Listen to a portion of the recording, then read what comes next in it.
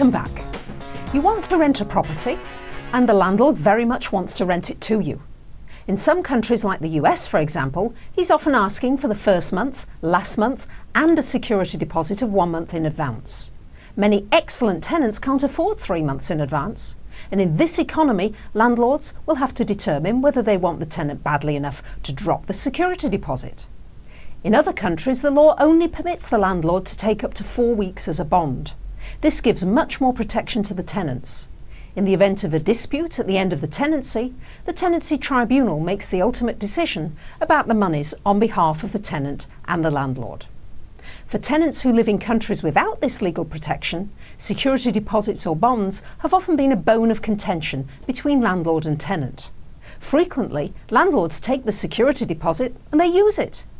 Then when the time comes for them to return the security deposit, they don't have the money to do so. In some countries like New Zealand, and more recently in the UK, your security deposit is protected by a government agency.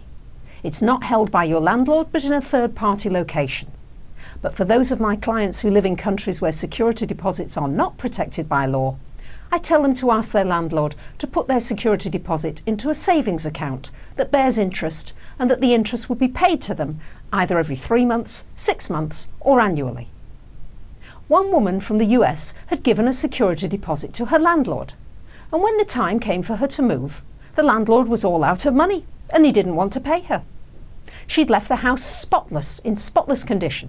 She was leaving on a Monday and she wanted to make things easy for herself, so she took one of the kitchen drawers that had all her silverware with her to her new place, so that she could just transfer the silverware into the kitchen drawer in the new place. When she called the landlord to ask him when she could get her security deposit back, he said, "I don't have the money, so I'm not giving it to you."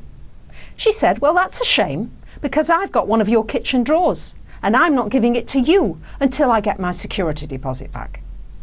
At this point, she would not accept a cheque from him, so he had to come to her new apartment with cash. As soon as she had it in her hot little hand, she gave him back the drawer. She was one of the lucky ones. Now, most people wouldn't think to take a drawer to their new location as a bargaining tool. And indeed, she didn't take it as a bargaining tool. She took it as a convenience, and she was going to bring it back the very next day.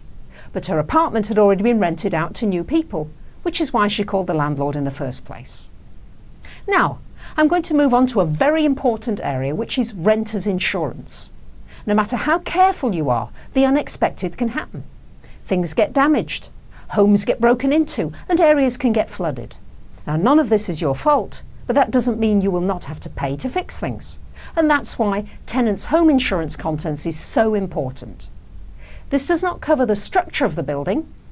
That's your landlord's responsibility.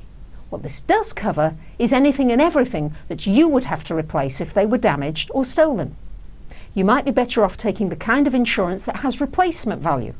So something that was stolen or lost that you got years ago that now costs a great deal more to replace it, such as your furniture, you get the full replacement value rather than the depreciated value of what you paid for it at the time of purchase. For example, I had a tenant in one of my investment properties who was a music student. She had a very expensive clarinet that got damaged from the damp in the property. As the landlord, I was responsible for sorting out the damp. However, I was not responsible for the damage to her instrument.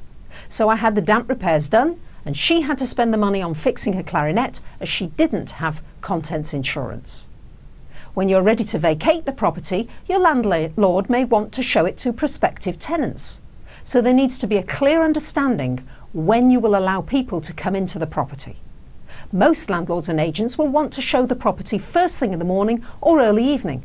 But if you work odd hours, that needs to be part of the understanding as to when they can show the property so they don't catch you asleep or in the shower or away from home. So to summarise, if your security deposit or bond is not protected by law in your country, try to ensure that your landlord puts it in an interest-bearing savings account with the interest being paid to you.